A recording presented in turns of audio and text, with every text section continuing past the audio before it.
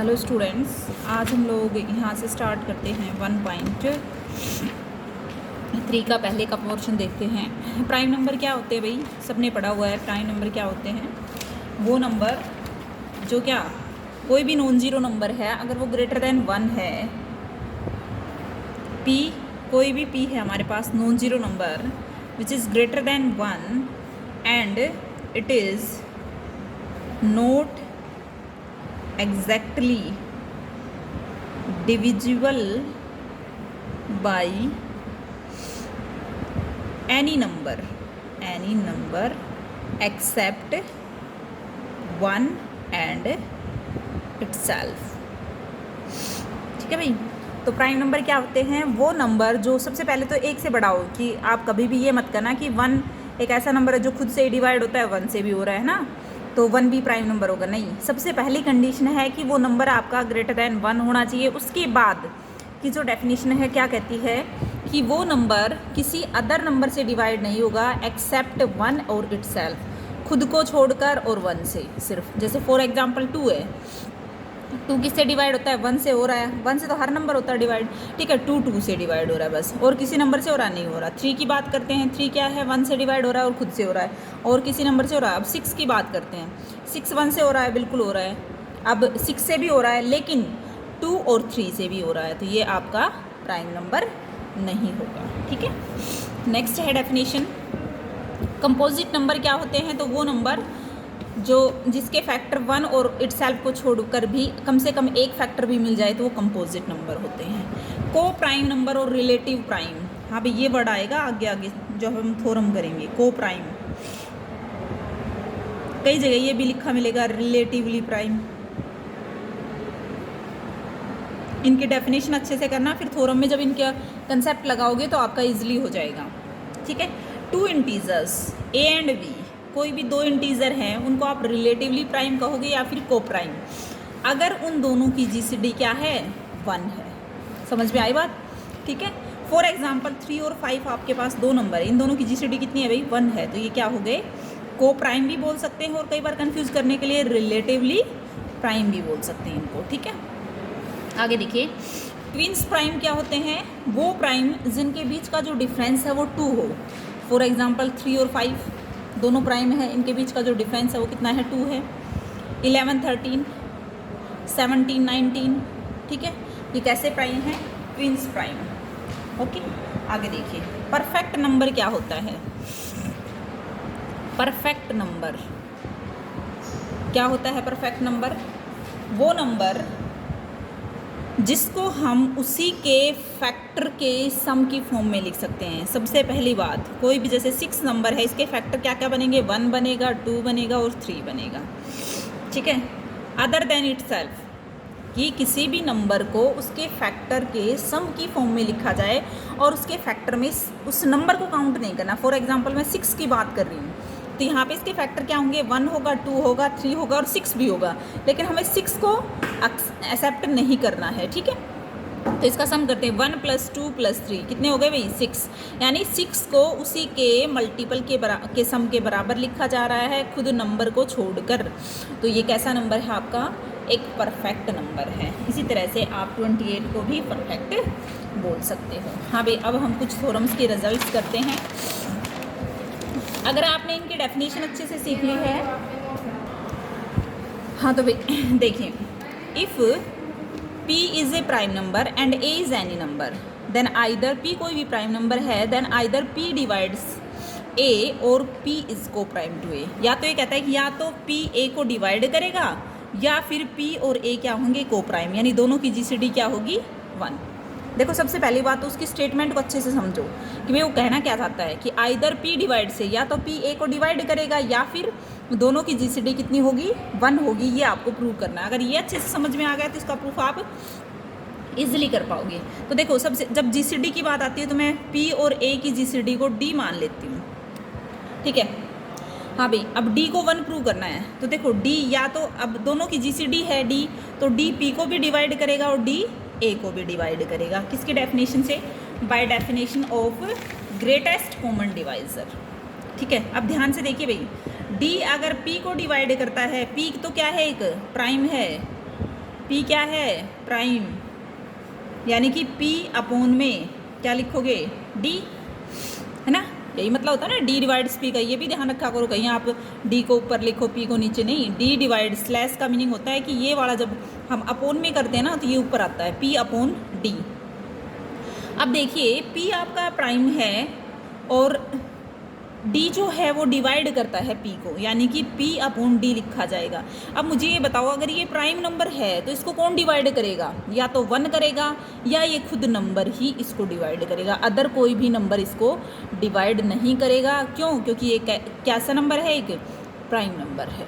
Okay, तो देखिए इसका मीनिंग आइदर, दो मीनिंग निकलते, या तो D की वैल्यू 1 होगी या फिर D की वैल्यू खुद P होगी। ठीक है, मैं बार बार कह रही हूँ कि डेफिनेशन जब अच्छे से कर लोगे तो ये चीज़ें अपने आप क्लियर हो जाएंगी। या तो D की वैल्यू 1 होगी या फिर D की वैल्यू P होगी। अगर D 1 होगा तो रख दो भाई, P और A की GCD 1 हो गई। अगर D मेरा P होगा तो उस केस में क्या हो जाएगा? P और A की GCD P हो गई। It means that P divides A। ठीक है, ये रिजल्ट हमने पढ़ रखे हैं। हाँ भाई, कुछ एक जो नंबर है क्वेश्चन थोरम्स हैं उनको आप खुद लॉजिक लगा के समझे, क्योंकि बहुत सारी थोरम्स हैं। अब देखिए नेक्स्ट है, every natural number less than 1 has at least 1 prime factor. कोई भी नंबर है नेचुरल नंबर, अगर वो एक से अदर देन 1, लेस देन नहीं, other than, every natural number other than 1 has at least 1 prime factor. 1 को छोड़कर अगर कोई भी आप नेचुरल नंबर उठाते हो ना तो ये कहता है कि कम से कम एक तो उसका प्राइम फैक्टर ज़रूर मिलेगा। जैसे आपने 6 उठाया तो उसके तो दोनों ही हो गए, 2 और 3। आपने 10 उठा लिया, 2, 5 दोनों प्राइम हो गए, है ना। 14 लो, 2, 7 हो गई, ये दोनों भी प्राइम है। कोई भी बड़ा नंबर ले लो, ठीक है, तो कम से कम मतलब एक तो मिलेगा ही मिलेगा, 2 भी हो सकते हैं, 3 भी हो सकते हैं, 4 भी हो सकते हैं, no doubt.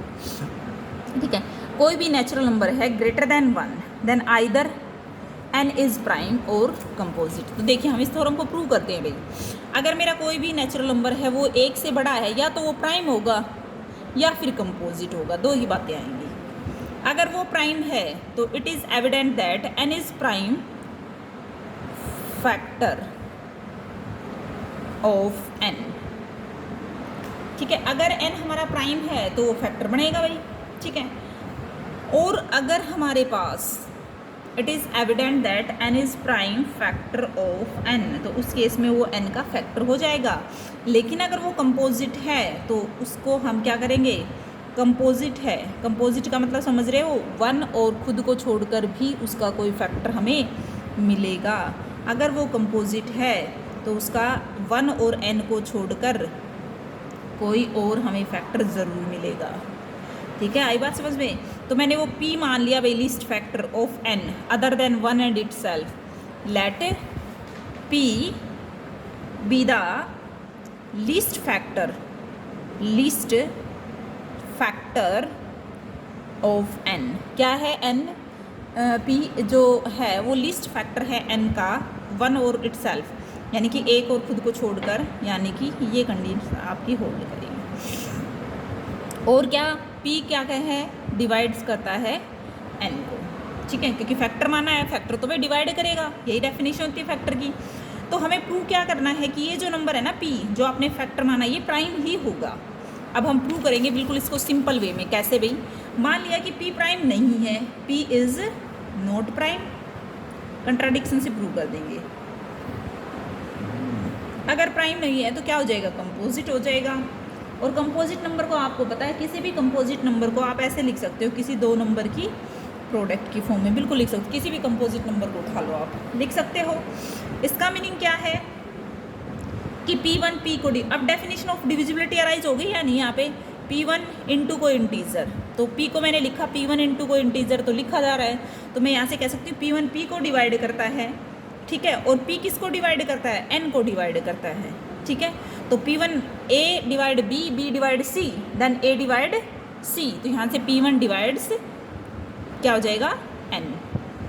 P1 divides n, लेकिन क्या है यहाँ पे? P1 क्या है? लेस देन है P से, ये भी ध्यान रखना हमें। P1 क्या है हमारा?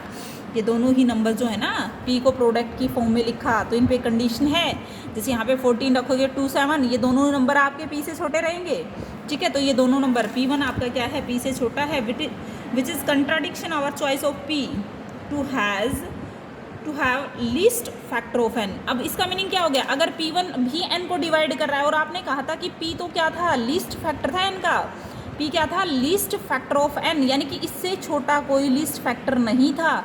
लेकिन आपको कैसा मिल गया, एक और लीस्ट फैक्टर मिल गया P1 जो P को किसको n को डिवाइड कर रहा है। तो इसका मीनिंग क्या है कि कंट्राडिक्शन आ गई, जो आपने सपोज किया था वो क्या था, गलत था। यानी कि क्या हो गया कि आपका हर नेचुरल जो P आपने क्या कंसिडर किया था कि नोट प्राइम, तो इसका मीनिंग क्या है कि प्राइम हो जाएगा, ठीक है। तो देखिए भाई, नेक्स्ट थ्योरम है इक्लूडियन फर्स्ट थ्योरम, बिल्कुल सिंपल है। P प्राइम है, P डिवाइड्स करता है AB को, आइदर P डिवाइड्स A और P डिवाइड्स B, सिंपल सा प्रूफ है, आप कर लोगे। इक्लूडियन सेकंड थ्योरम, फर्स्ट और सेकंड के नाम से आएगी, अगर नहीं आती है तो आपको दोनों प्रूफ करने पड़ेंगे, ठीक है। The number of primes is infinite, सबको पता है कि प्राइम नंबर क्या होते हैं, इनफाइनाइट होते हैं। अब इस चीज़ को प्रूव करना है। अब प्रूव कैसे करोगे, मान लिया आपने कि नंबर ऑफ प्राइम्स क्या होते हैं, फाइनाइट होते हैं, कंट्राडिक्शन आ जाएगी, ठीक है। और प्राइम्स को स्टार्ट करते हैं 2 3 5 7 11 अप टू P जहाँ पे सबसे बड़ा प्राइम है, ठीक है। P क्या है, जहाँ पे सबसे बड़ा प्राइम है, ठीक है। और किसी भी नंबर को, ये आपको पता है कि किसी भी नंबर को आप प्रोडक्ट ऑफ प्राइम्स लिख सकते हो या नहीं, बिल्कुल ठीक है। अब मैंने कोई भी नंबर B कंसिडर किया, उसको लिखा गया S इस फॉर्म में, प्रोडक्ट की प्राइम में, और उसमें मैंने 1 ऐड कर दिया, यानी कि B को लिखा गया A+1, इसको मैंने A कंसिडर कर लिया, किसको 2 3 प्रोडक्ट ऑफ प्राइम्स को A मान लिया। इसका मीनिंग ये तो जाहिर सी बात है भी प्रोडक्ट ऑफ प्राइम्स भी आ रहा है, फिर +1 हो रहा है, तो यहाँ से मैं एक कंक्लूजन निकाल सकती हूँ कि B जो है मेरा ग्रेटर देन 1 हो गया। देखो सिंपल थ्योरम है, ठीक है। अब B अगर ग्रेटर देन 1 है, अभी हम एक थ्योरम पढ़ के आए हैं कि कोई भी नेचुरल नंबर ग्रेटर देन 1 है तो उसका एक प्राइम फैक्टर तो ज़रूर होगा, एट लीस्ट 1 प्राइम फैक्टर। वो मैं यहाँ पे क्या मान रही हूँ, से क्याऊ, क्या ले लिया भाई, क्याऊ, यानी कि क्याऊ B को डिवाइड करता है। अब देखिए since Q is 1 of the prime and A is the product of primes, therefore Q is the factor of A। हाँ भाई, A क्या है, प्रोडक्ट ऑफ प्राइम्स है, 2 3 5 7 और P तक, और जबकि मेरा क्याऊ क्या है, प्राइम है। तो भाई अगर प्रोडक्ट ऑफ प्राइम्स है, इसमें बहुत सारे प्राइम आ रखे हैं, तो कहीं ना कहीं क्याऊ भी मिलेगा, यानी कि इसको डिवाइड करेगा। तो क्याऊ किसको डिवाइड कर गया, A को डिवाइड कर गया। क्याऊ B को भी डिवाइड करता है, क्याऊ A को भी डिवाइड करता है, क्याऊ दोनों के डिफरेंस को भी डिवाइड करेगा। और B माइनस A बताओ यहाँ से क्या है, 1, यानी कि क्याऊ किसको डिवाइड कर गया, 1 को डिवाइड कर गया, यानी कि 1 अपॉन क्याऊ। अब क्या बचेगी पॉसिबिलिटी क्याऊ के पास, सिर्फ और सिर्फ 1 होने की पॉसिबिलिटी बचेगी यहाँ पे। क्याऊ डिवाइड्स 1 विच इज़ इम्पॉसिबल, कैसे हो सकता है, क्याऊ 1 को डिवाइड नहीं कर सकता, ठीक है। क्याऊ 1 को डिवाइड नहीं कर सकता क्योंकि इसमें पॉसिबिलिटी सिर्फ हमारे पास क्याऊ की 1 ही रह जाती है। देयरफॉर क्याऊ तो क्या है यहाँ पे, ऑलवेज ग्रेटर देन 1, ठीक है। पोजीशन इज रॉन्ग, देयरफॉर जो आपका रिजल्ट था, जो प्राइम्स थे वो कैसे होते हैं, इनफाइनाइट होते हैं। नेक्स्ट देखिए, fundamental theorem of arithmetic, every number n greater than 1 can be express as the product of primes in 1 and only 1 way except for the order की बात ये करता है, जैसे आपने 8 को लिखा, 8 को भैया आप ये भी लिख सकते हो 2 × 4, है ना, लेकिन 8 को आप ये भी लिख सकते हो। प्रोडक्ट ऑफ प्राइम्स की बात करूँ तो सिर्फ ऑर्डर को छोड़कर, क्योंकि ऑर्डर की बात करें तो 2 2 2 3 टाइम्स आ रहा है, ठीक है। लेकिन वैसे आपके पास 2 पूछा जाए ऑर्डर को छोड़कर, तो आप डिस्टिंक्ट प्राइम्स की प्रोडक्ट के फॉर्म में इसको लिख सकते हो, ठीक है। बिल्कुल सिंपल सी थ्योरम है, ये भी एक बार पूछी गई है ये थ्योरम, और उसका यूनिकनेस पार्ट प्रूव करना है आपको। यूनिकनेस जब भी प्रूव करना होता है तो उसका डिफरेंट लेके चलते हैं, ठीक है। तो देखिए इसका सिंपल सा प्रूफ है, क्या करना है आपको, कोई भी नेचुरल नंबर है वो ग्रेटर देन 1 है, तो अभी हम पढ़ के आए जस्ट कि कोई भी नंबर अगर ग्रेटर देन 1 है तो उसके पास क्या होगा भाई, कम से कम एट लीस्ट 1 प्राइम फैक्टर। तो वो मैंने क्या बोल दिया, से P1 प्राइम फैक्टर हो गया, ठीक है। अब इसका मीनिंग क्या है कि P1 डिवाइड करता है n को, ठीक है भाई। अब डेफिनेशन लगा दो, n को क्या लिखा जा सकता है, P1 N1, जहाँ पे n ग्रेटर है N1 से। अगर N1 1 हो जाता है तो N क्या आ जाएगा P1, तो रिजल्ट प्रूव हो गया। ठीक है, प्रोडक्ट प्राइम्स में लिखा गया है ना। देखो आपको ये प्रूव करना है कि ये जो नंबर है ना, इसको लिखेंगे हम प्रोडक्ट ऑफ प्राइम्स की फॉर्म में। तो सबसे पहले तो मैंने सिर्फ ये कहा कि वो ग्रेटर देन 1 है, प्राइम फैक्टर होगा, डिवाइड करेगा, डेफिनेशन डिविजिबिलिटी की अराइज होगी, और वहाँ से हमने कंडीशन लगाई कि N1 अगर 1 है तो उस केस में N की वैल्यू P1 आ जाएगी। N को लिखा गया प्रोडक्ट ऑफ प्राइम्स में। दूसरी कंडीशन ये भी तो हो सकता है कि N1 ना हो, 1 से ग्रेटर हो। अगर N1 से ग्रेटर होगा तो फिर वही बात पीछे जो थ्योरम करके आए थे, कोई भी नंबर अगर 1 से बड़ा है तो उसके पास एक प्राइम फैक्टर जरूर होगा, P2 ले लिया। अब P2 यहाँ पे क्या करेगा, डिवाइड करेगा किसको, N1 को, डेफिनेशन लगा दो, N1 को लिखा जाएगा P2 N2 की फॉर्म में। ठीक है, अब फिर से यहाँ पे क्या आ गया आपके पास, N क्या आ गया भाई, P1 P2 N2। अगर N2 1 हो जाएगा तो N को लिखा गया P1 P2, P1 और P2 दोनों ही क्या हैं, प्राइम्स हैं। तो इस तरह करके आप इस थ्योरम को और रिपीट जब प्रोसेस अगेन एंड अगेन, और जो N है वो आपका फाइनाइट है, तो प्रोसेस कहीं ना कहीं जाके आपकी टर्मिनेट होगी, और सेम प्रोसेस आपको यूनिकनेस का करना है। ठीक है, उसके बाद आती है कैनोनिकल फॉर्म। क्या होती है, स्टैंडर्ड फॉर्म ऑफ कैनोनिकल। किसी भी नंबर को एक्सप्रेस करना है स्टैंडर्ड फॉर्म में, कैनोनिकल में, कि कोई भी नंबर है तो सबसे पहले उसके छोटे से छोटे फैक्टर बनाओ प्राइम। ठीक है, और उसको इस फॉर्म में लिखा जाएगा। फॉर एग्जांपल मैं करवाती हूँ एक एग्जांपल, जैसे 1000 है, इसके आप छोटे से छोटे टुकड़े बनाओगे तो 2 की 3 और 5 की 3 प्रोडक्ट ऑफ प्राइम्स में लिखा जा रहा है। 1024 ऐसे लिख सकते हो। दोनों की GCD कितनी होगी, हाँ भाई GCD में एक बार ध्यान से देखना, दोनों की जब GCD 1000 और 1024 की जब GCD की बात करेंगे ना, तो क्या कहेंगे कि 2 की पावर 2 और 5, जैसे ये 2 की पावर 10 था तो 5 की पावर 0 लगा दी इसके अंदर। ठीक है, तो 2 की पावर क्या आ जाएगी, मिनिमम ऑफ 310, और 5 की पावर मिनिमम ऑफ, तो यहाँ पे 2 की मिनिमम 3 है और 5 की 0 है, तो यहाँ पे आ जाएगी 8। ठीक है, आगे बढ़ो। एलसीएम बताना हो तो हमेशा मैक्सिमम कर देना, थोड़ा सा ध्यान रखना इन चीज़ों का। ठीक है, 7200 और 3132 है, जैसे आपने लिखा इसको डिकम्पोज करके प्राइम फैक्टर्स की फॉर्म में। तो देखो अगर जो नंबर ना हो ना, मान लो यहाँ पे 3 की 2 है, यहाँ पे ना हो तो 3 की पावर 0 कर लिया। जैसे इसमें 5 की पावर 2 थी, इसमें 5 नहीं था, तो करना जरूरी है। ठीक है, तो यहाँ पे क्या करेंगे, 2 की मिनिमम पावर, 3 की मिनिमम, 5 की और 29 की, और इनको प्रोडक्ट में लिख दो। एक भाई इस टाइप के क्वेश्चन इंपॉर्टेंट होते हैं, ये वाले करने हैं बस। 1.3 में से तो आपको ये वाले क्वेश्चन करने हैं जरूर।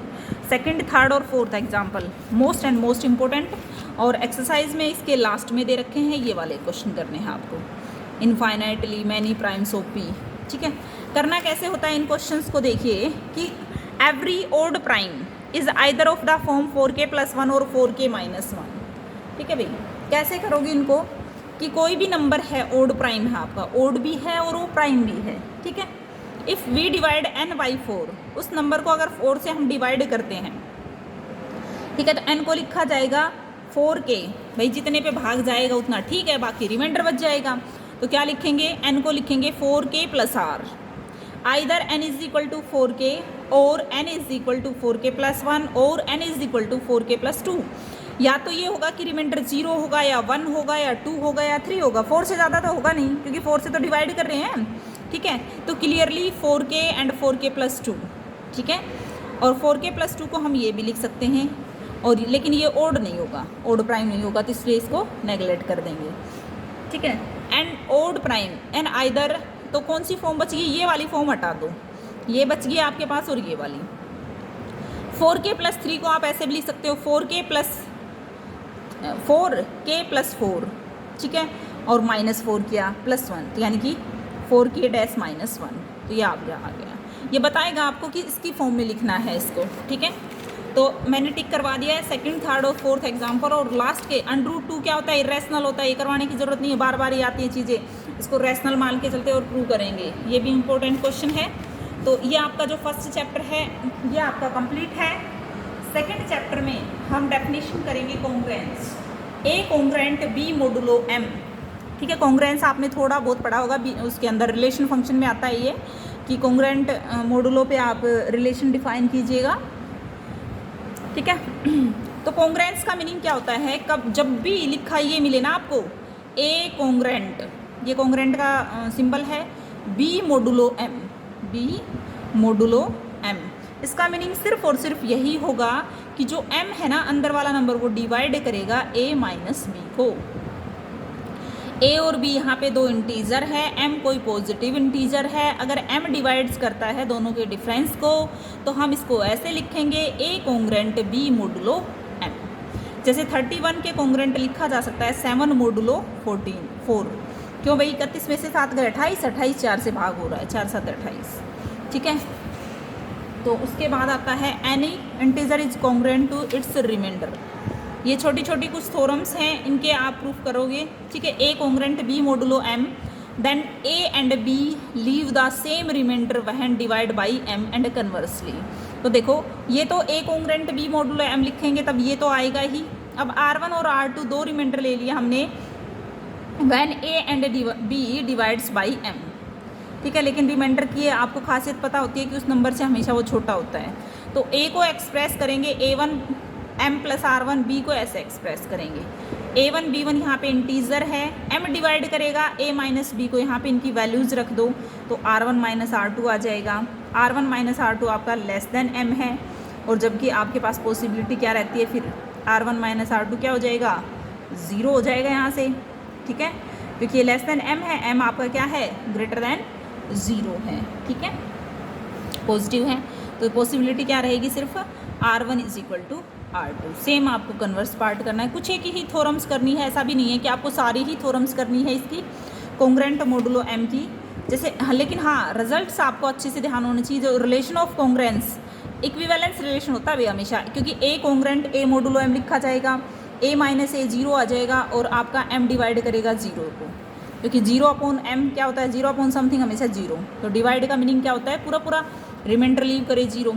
रिफ्लेक्सिव प्रूव करना है, अगर a congruent a modulo m लिखा जाता है उसका मीनिंग होता है कि m डिवाइड्स, सॉरी अगर मैं लिखूँ m divides a minus a तो इसको मैं ऐसे लिख सकती हूँ, रिफ्लेक्सिव हो गया, सिमेट्रिक और ट्रांजिटिव, ठीक है। a congruent b modulo m है तो a plus x congruent b plus x, कोई सेम क्वांटिटी ऐड कर दोगे ना तो भी कॉन्ग्रुएंट होगा, और ax congruent bx modulo m। ये छोटी छोटी, ये सिर्फ और सिर्फ आपकी जो थ्योरम प्रूव होंगी ना, ये डिवाइड की डेफिनेशन से होंगी, किसी से नहीं होंगी। और डिवाइड की जो स्टार्टिंग की थ्योरम है मैंने बहुत अच्छे से इसलिए करवाई ताकि आपको आगे चल के इन चीज़ों में कोई दिक्कत ना आए। जैसे आपके पास क्वेश्चन है कि a कॉन्ग्रुएंट 7 मोडुलो m है, तो भाई a इसका मीनिंग क्या है, a congruent 7 modulo m, a की पॉसिबिलिटी बतानी है यहाँ पे भाई। तो इसका मीनिंग क्या है कि a is equal to 7 plus 5k। क्यों भाई, क्योंकि यहाँ से देखिए m डिवाइड करेगा आपका, यानी कि 5 डिवाइड करेगा a माइनस 7 को, है ना, डिवाइड कर रहा है, इसका मीनिंग क्या है, a minus 7 is equal to 5 into k, पूरा पूरा भाग देगा, ठीक है। अब यहाँ से a की वैल्यू निकालो, a is equal to 7 plus 5k। अब k की वैल्यू रखना शुरू कर दो, नेगेटिव पॉजिटिव कुछ भी, तो आपकी आ जाएंगी, ठीक है। Find the least positive integer modulo 11 to which 282 is congruent. कुछ नहीं करना आपको, 282 11 से इसको डिवाइड कर दो 282 को, ठीक है। और जितना वो रिमाइंडर लीव करता है ना वही कॉन्ग्रुएंट में आएगा b की वैल्यू, ये ध्यान रखना। a ओड है तो शो करना है ये कॉन्ग्रुएंट, बिल्कुल सिंपल सा है, ठीक है। तो भाई आपको यहाँ जो क्वेश्चनिंग है इसकी एग्जाम्पल्स की वो करके देखनी है। मैं यहाँ से एक्सरसाइज शुरू करती हूँ 2.1 कल से, और थैंक यू।